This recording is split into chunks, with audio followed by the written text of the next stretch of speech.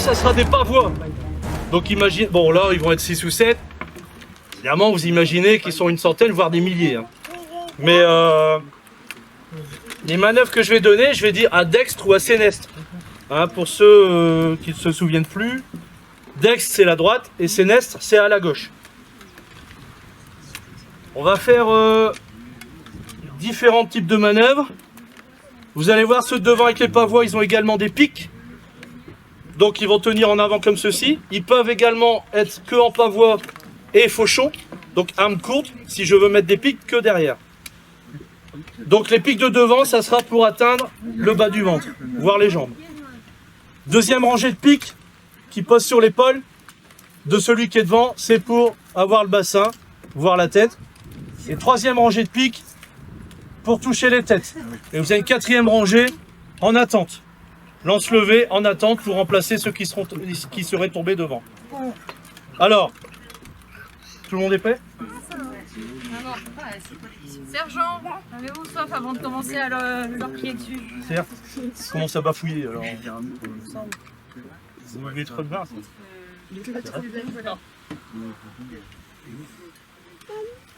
Merci Bertie. Face à moi, 2 rangées. Voilà, donc là ils sont en position d'attente, ils sont tranquilles. Quand je dis en position, là ils vont resserrer les pavois. Resserrer les pavois. Il ne doit pas y avoir d'interstice. Normalement, je ne dois pas pouvoir passer entre eux. L'inconvénient, si la première rangée est en pique, c'est quand je dis lance en avant. Du coup, il y a un interstice. Donc là, je vais pouvoir essayer de les toucher là. S'il n'y a pas d'interstice, il n'y a que 2 endroits forcément où je peux les toucher. C'est au pied et à la tête. Donc forcément, s'il lève un peu, il y a différentes tailles de pavois. Hein. S'il lève un peu, je vais toucher au pied. Alors je vous le dis tout de suite. En position. Relevez les lances. Je vous le dis tout de suite. Et je parle en connaissance de cause, hein, parce que des batailles, j'en connais, on en a fait des centaines. Des vraies batailles, hein, où on peut être plusieurs centaines, voire des milliers. Donc, l'inconvénient, c'est quelqu'un comme moi, admettons, en épée bouclier, quand on est face à des pics comme ceci, c'est qu'ils savent y faire, hein, c'est infranchissable. J'aurais beau essayer, lance en avant, lance à l'épaule. S'ils sont nombreux, j'aurais beau essayer avec mon bouclier et tout ça, si j'en écarte un ou deux, il y en a toujours un autre qui va m'avoir. C'est infranchissable. Je vous assure que c'est vrai. Donc, la seule solution contre des gens comme ça, en position expérimentée, ça va être laquelle? Fuir. Non. Je préfère être prisonnier que fuir. Ou mourir. À cheval? À cheval? Non. Ah non, le cheval, les chevaux sont stoppés. À contourner? Non, pas contourner. Des arbalètes par 2. Là, je peux contourner facilement. Mais si vous êtes des centaines, des milliers, c'est plus difficile. Parce qu'en général, sur les côtés, ils ont mis des pieux, des fossés, des chasse-trappes. Alors les chasse-trappes, c'est la mine du Moyen-Âge. Oui. Vous en avez une chasse-trappe au musée. C'est des pointes qu'on jette. Peu importe le sens où on les jette, il y a toujours une pointe vers le haut. Dans ça, pour les pieds et les chevaux, c'est impardonnable. Et en général, ça, désolé les enfants, mais c'est la vérité, on met quelques excréments dessus. Ça, à l'heure actuelle, on le fait également. Moi, je suis ancien militaire, dans les combats jungle, les pièges qu'on fait, hein, les trucs à la Rambo, on met aussi, si on veut blesser gravement, on met des excréments dessus. Même à l'heure actuelle, alors c'est interdit, mais on le fait quand même. C'est interdit par certaines conventions, mais toutes les armées du monde ne les respectent pas.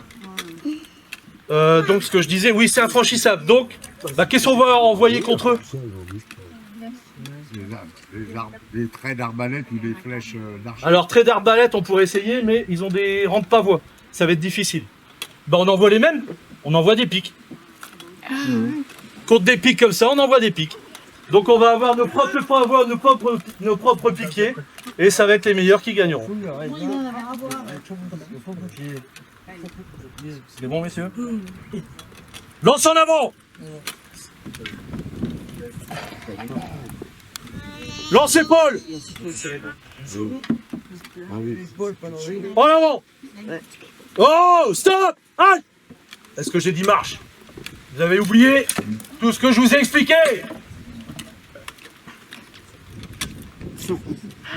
En avant. Marche. Halt. 5 pas en arrière.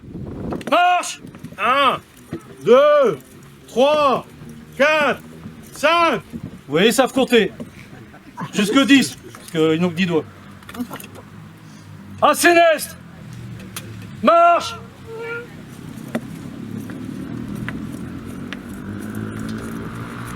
Alors, quand je dis une direction, c'est toujours un quart de tour.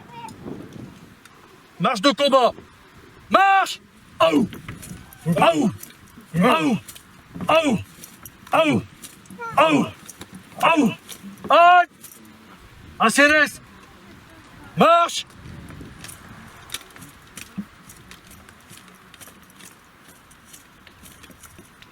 Assez nest.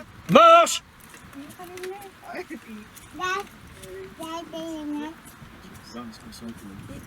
En avant. Marche.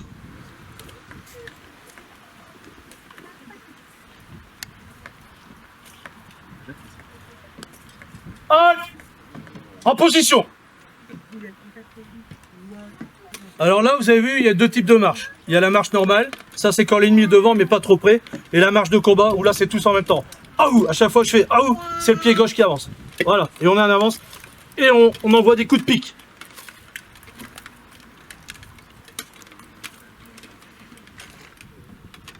Marche de combat, vous faites un air méchant. Aou. Aou. Aou. Aou. Aou. Aou. Aou. Halt. En position. Donc là, vous imaginez quand ils sont plusieurs centaines ou des milliers, ça vous fait quelque chose quand même, j'imagine. Vous dites comment je vais m'en sortir. Voilà, des questions? On va vous montrer deux types différents, relâchez.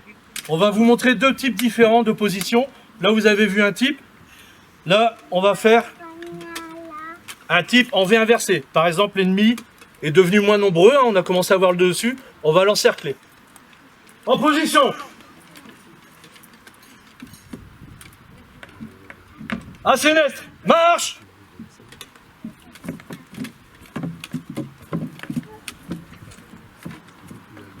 Lance en avant. Donc quand je dis lance en avant, il n'y a que le premier rang qui les émet. Et quand je dis lance épaule, le deuxième rang les met à l'épaule. Victor. Alors là, Victor, c'est un code entre nous. Ils vont se mettre en formation en V. Pour m'encercler. Donc formation en V. L'homme de vase va rester là. Eux vont avancer légèrement. Et ceux derrière vont s'écarter pour faire un V. V inversé, hein, face à moi comme ceci. Victor, marche. Alors arrêtez pour montrer aux gens. Donc vous voyez, là au fur et à mesure, faites un V. Là bon, il manque des soldats, hein, qui tirent pas. Au fur et à mesure, ils vont commencer à m'entourer. Et là, que voulez-vous que je fasse? Même si je suis le plus fort. Je vais faire quoi? Je vais faire ça, je vais écarter mon bouclier, je vais faire ça. Forcément, je vais me faire avoir. Même si on est 3, 4, 5, suivant le nombre de piquets qu'on a, on va les encercler. Remettez-vous en position sur deux rangs. Lance en avant. Là, il y a le rang devant. Victor. Attention, t'es avec l'autre. Là, que voulez-vous que je fasse? Tu meurs. Non, parce que j'ai des gros abdos. J'ai un abdomen. On va le refaire. Lance en avant. Victor.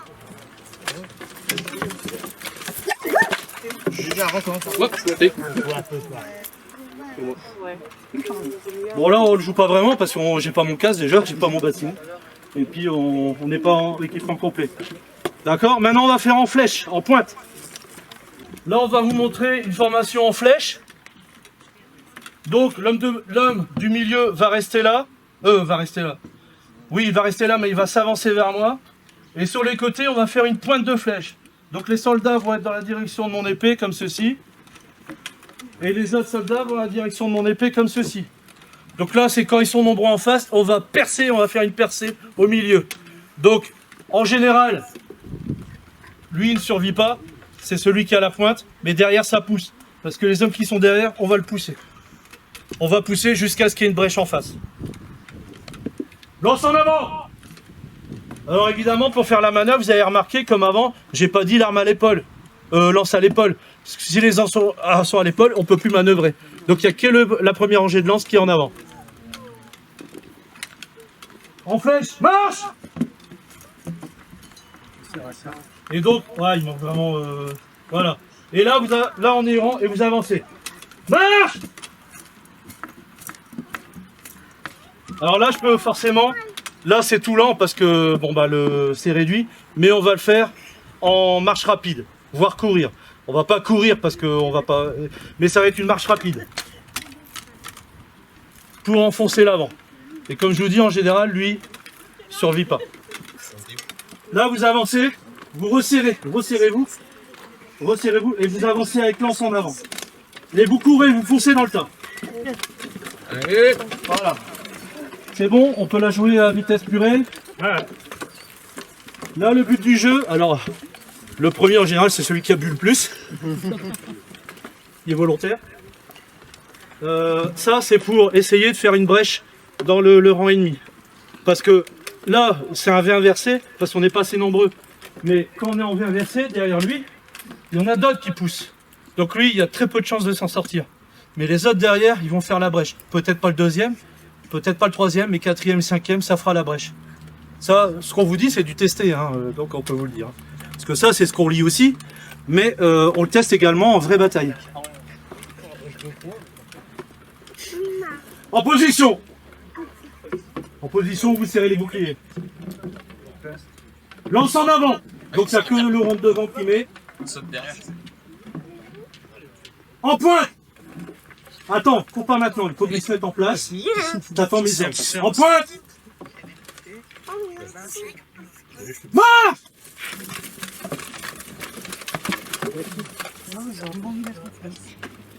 Je sais pas, vous, ça vous fait quoi? Assez vite là. C'est bien quand même. Ouais. Vous n'avez pas envie d'être devant? Non. Bon. Après, ils ont des sales têtes aussi. Hein. Une dernière fois? Ouais. Ils dorment pas ensemble le soir, hein, je vous rassure. Même s'ils sont bien collés. Lance en avant! En pointe! Attends. Ok. Marche! Maman, Ouais, c'était une fête pour voir comment vous réagissez. Ah, c'est bon.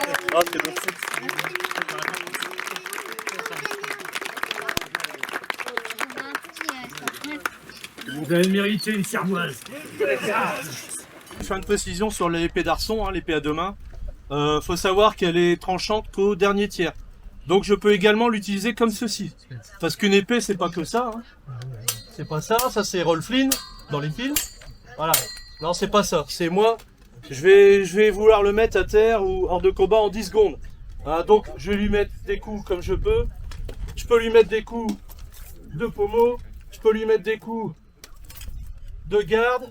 Je peux voir quand je suis fort à essayer de l'accrocher comme ceci. Mais je vais également lui mettre des coups de gantelet, des coups de bassinet, des coups de genoux, etc. Donc ça, c'est dans les films, c'est beau. Mais en fait, un vrai combat, c'est pas forcément beau. Mais il faut que ce soit efficace. Ensuite, on peut lui faire des clés de bras. On peut lui faire plein de petits coups. Ou alors, si je suis contre lui, je vais mettre mon épée entre ses jambes. Je vais le pousser. Je vais essayer de le faire tomber. Ou alors, on est en train de combattre. Je vais essayer de viser ses aisselles, etc. Il veut mettre un coup à la tête. Vas-y. Non, mais mets-moi un vrai coup à la tête. Voilà. Donc voilà, je le bloque, je tourne. Je prends sa lame avec ma garde. Et je mets de mon ventre pour lui briser le poignet. On va le faire dans l'autre sens. Ouais, c'est pas grave.